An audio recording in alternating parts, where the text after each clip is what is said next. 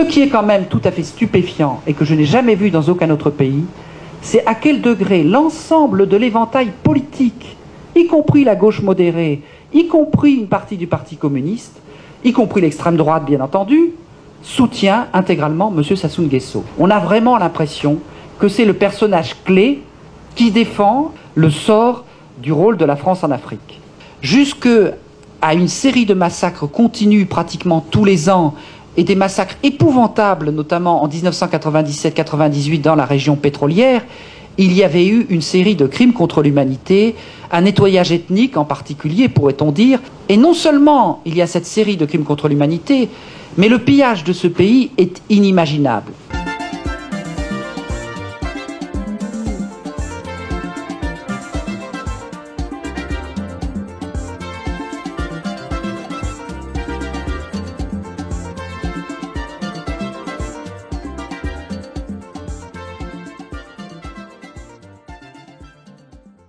Entre décembre 98 et décembre 99, il y a eu au Congo-Brazzaville plus de massacres, plus de morts, plus de viols systématiques, plusieurs dizaines de milliers, qu'il n'y en a eu au Kosovo, en Tchétchénie et à Timor-Est réunis dans la même période. Regardez la manière dont on a couvert ces trois événements et la manière dont on a couvert le Congo-Brazzaville, rien du tout. Je dirais plus personne qui ose lever le petit doigt au Congo-Brazzaville, et on pratique ce qu'on appelle le dialogue sans exclusion. Et tout cela devrait être couronné par des élections truquées qui permettraient d'installer pour encore un certain nombre d'années M. Sassou Nguesso à la tête du Congo-Brazzaville pour le plus grand profit de la France-Afrique. Ce qui est quand même tout à fait stupéfiant et que je n'ai jamais vu dans aucun autre pays, c'est à quel degré l'ensemble de l'éventail politique, y compris la gauche modérée, y compris une partie du Parti communiste, y compris l'extrême droite bien entendu, soutient intégralement M. Sassou Nguesso. On a vraiment l'impression que c'est le personnage clé qui défend le sort du rôle de la France en Afrique.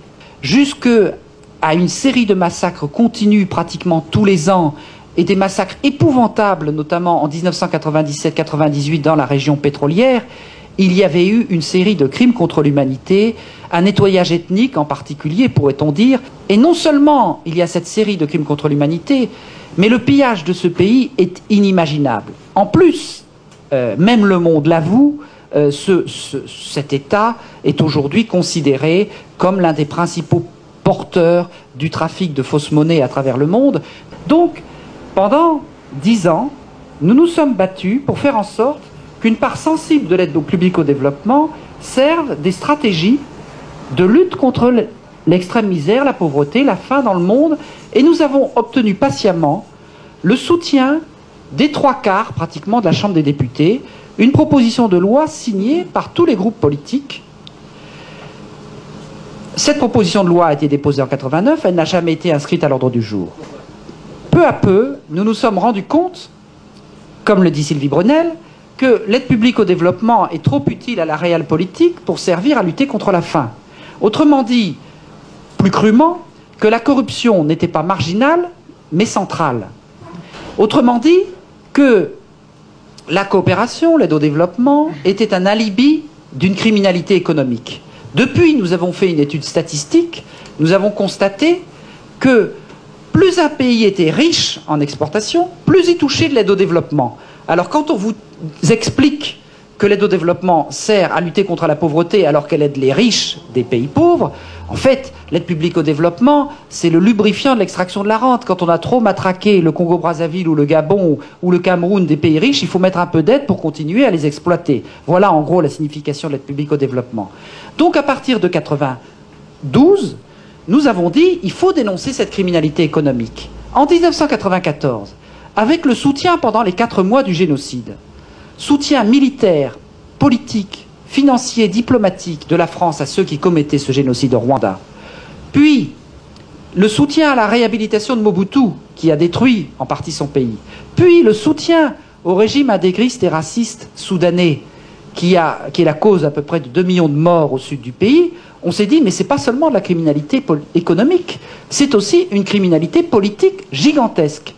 Et donc, à partir de ce moment-là, on s'est dit, nous qui avons mis du temps à découvrir tout cela, qui sommes absolument secoués au-delà du possible par la complicité de la France dans le génocide rwandais, nous ne pouvons plus nous taire. Nous devons dire ce que nous avons découvert. Et donc nous avons lancé Billets d'Afrique, des dossiers noirs de la politique africaine de la France, et peu à peu lancé un travail d'investigation, de recherche d'informations, de consultation des spécialistes, de rencontres de très nombreux Africains, et c'est cela.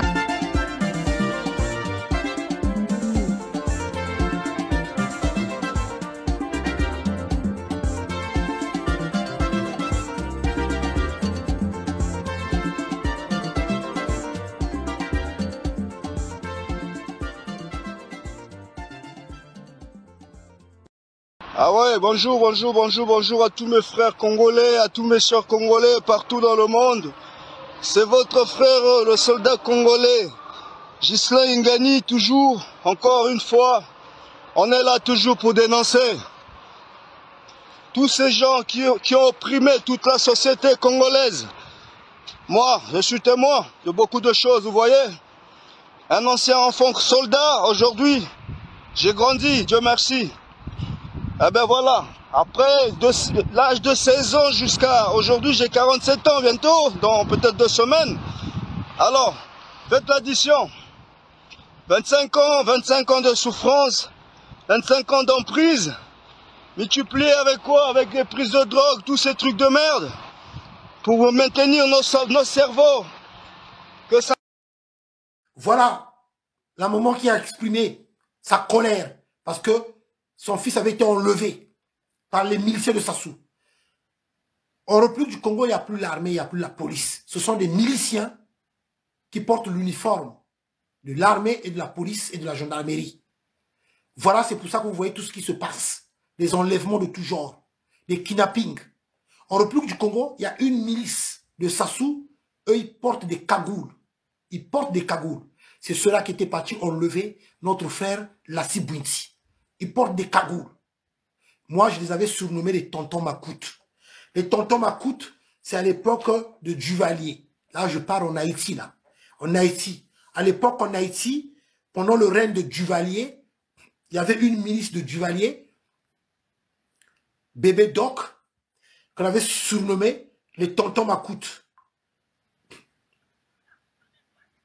Les tontons Makout. Donc,